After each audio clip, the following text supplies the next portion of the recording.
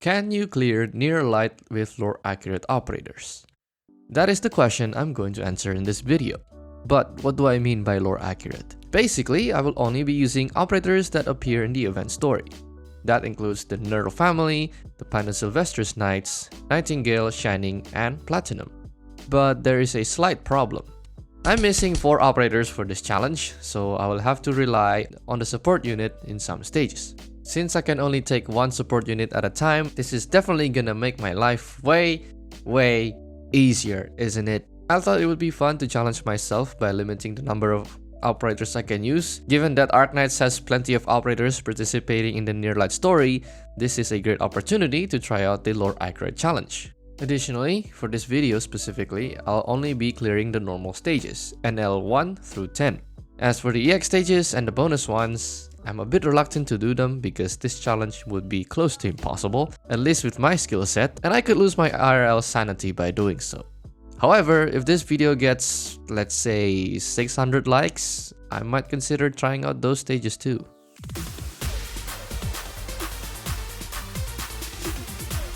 Starting with NL1, this stage is very easy and I cleared it with just 4 operators deployed. Well, 5, but Justice Knight was there to only give me some light. So easy in fact that 4 operators seems to be slightly overkill, and a baby will be able to do this stage with no problem.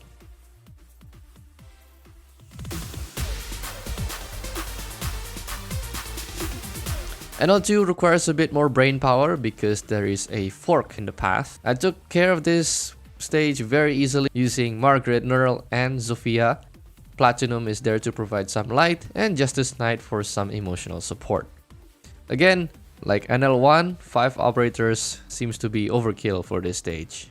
Come on. Easy! This is the stage where I was able to use Ashlock's weird range to good use by outgunning the Candle Knight minion and baiting its attack using gravel. The rest of the run went smoothly without any issue. Easy!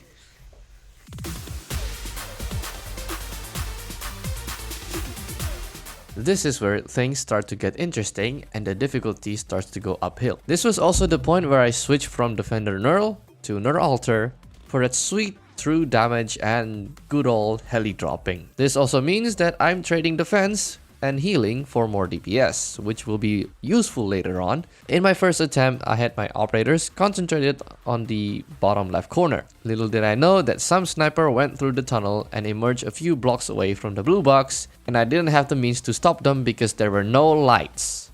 Yeah, this is not good. Ugh. This stage took me a few attempts, but in the end, I was able to clear the stage by moving the operators to the right, closer to the enemy spawn, and blocking the access to the tunnel. Bldkgt is my only source of arts damage, so she will take care of the Knight's shielder, while Nurl Alter drops in next to Candle Knight to give her no chance to cast her arts attack. Nice. That wasn't so hard. This is the stage where we have to deal with the Lazarite duo, Monique and Roy. They appear a little later in the stage after we kill about 30 enemies or so, and surprisingly they were not that big of a threat since I baited their attacks using Wild Mane and deleted them using Nurl Alter. Man, I love true damage. I'm also impressed at how well Zofia was able to hold her ground despite equipping the wrong skill for this specific situation.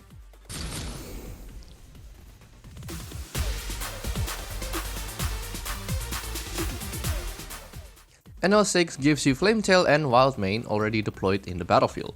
This stage also has one of the most annoying enemies in this event, the Sleeping Knights. The reason why they're so annoying is because they make me second guess my strategy, knowing that facing my operators the wrong way would bring me severe consequences, but nothing that a true damage can fix. The range tiles on this stage honestly sucks. Nightingale only covers a fraction of my squad, so the rest of the operators are being healed by Bldkgt whenever her skill 3 is active. But it's very inconsistent in terms of uptime. The one weakness of this arrangement is Ashlock because she does not get healed from either Nightingale nor Bldkgt. One hard hit on her and the whole thing crumbles like a cookie. which almost happened when Ashlock just got defeated by this guy, which could go very wrong if that happens earlier. Doable.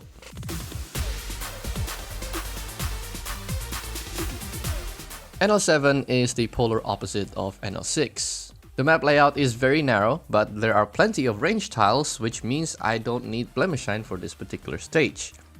In fact, I don't need a support unit at all for this stage. Anyway, my NL7 clear is very scuffed. Flametail lost her battle against one of the Sleeping Knights, and fortunately, Neural skill 3 ready to go, and I killed that Sleeping Knight in one hit. But what makes this run very unorganized is the armorless Union crossbowmen. I've tried to bait their attacks with gravel, which worked to some degree, saving Neural from getting ass whooping twice. In hindsight, I should have deployed Nightingale facing up. That way she can heal whoever is deployed on the tile next to the blue box, which could be useful earlier. Also, this entire time, I didn't use Nightingale's Bldkgt to bait the crossbowman attacks because I completely forgot about it.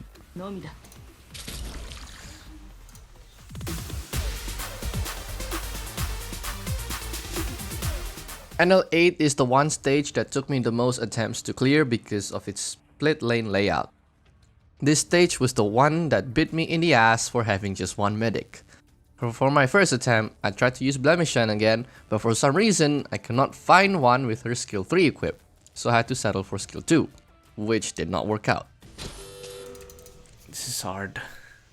I tried to use the hottest horseman ever lived, but since he can't block any enemies, he needs 2 operators to do one task, and overall, Bldkgt is just harder to use, so I went back using Blemishine. Then I fall into this loop of trying the same shit over, but she can't. And over. And over. That's not gonna work. Oh my god, this is so hard. Doctor. And over again, expecting a different outcome. After getting trapped in the insanity loop for a good hour or two, I realized that my problem is I don't have a source of arch damage to use against the Night Shielder and Keshik. But what if I had someone that can do big PP damage? See, this is a straight line. And guess which operator can shoot in a straight line? Ifrit! No! Fartooth.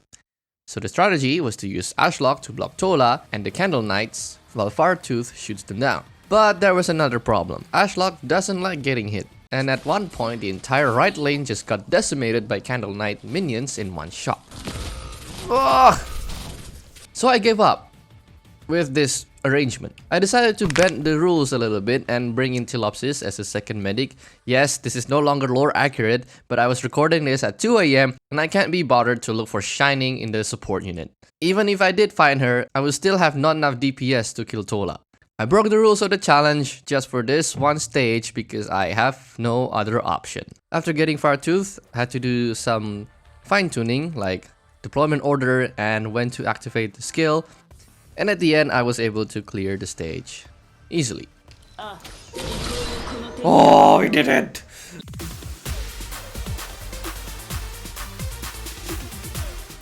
When I was recording NL9 and NL10, I made a dumb mistake and wasted about 2 hours of my morning because I had OBS recorded the wrong scene and all you can see is just a black screen and my voice talking in the background. So the clip you're seeing now is my attempt to clear NL9 after committing the dumbest recording mistake. As you can see, this stage also has a split layout design, but there was no mini-boss, which made this a manageable run. If you look to the left, you can witness my one brain cell deployment tactic with Shining and Neural facing away from the dark, which caused them to get constantly attacked by the Nadzumura minions. But they're strong enough to resist the attack, I don't have to worry about that. Nice.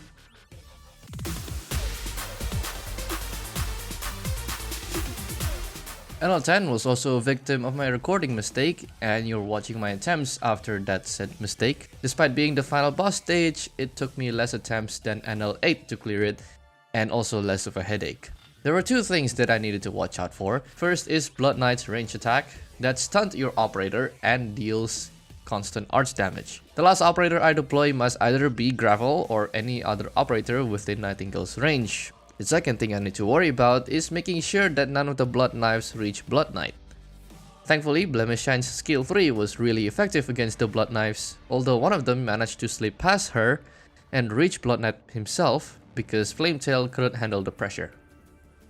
Neural's skill 3 works wonders against Blood Knight, and here's a tip. When you activate Neural's skill 3, make sure that there is at least one tile between Blood Knight and herself, so that her Blazing Sun Sword soaks up Blood Knight's range attack and allow Neural to deliver the first few hits early. Once Blood Knight is defeated, the rest of the run was smooth sailing. All that was left were the armorless Union crossbowmen, which were annoying to deal with, but they were no match against my beefy squad. Nice.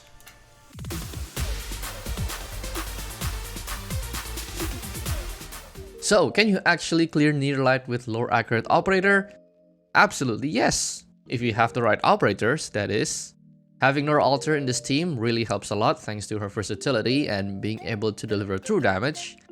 And that is important because in this team setup that I have, I lack arts damage. Out of all the Casimir's operators in the game, only Bldkgt with her skill 3 can deliver arts damage. But since her skill 3 requires her to get hit to gain SP, the skill has an inconsistent uptime. Additionally, having more than one medic in your team could benefit you greatly, as I previously showed in NL8. Ashlock was a 50-50, sometimes she did really well, but other times her weird range becomes a hindrance and she did barely any damage at close range. On top of that, if you activate her skill, her second skill, she stops blocking enemies and they start to leak. What I learned from this challenge is that there is no obstacle too big for a big brain doctor. To end this video, I'm gonna ask you a question. What would you do differently in one of the stages if you were to use my setup? How would you deploy the operators and what support units are you going to bring? Let me know in the comments below. And if you want to see more challenges like this, don't forget to hit that like button. I'll see you in the next video. Goodbye!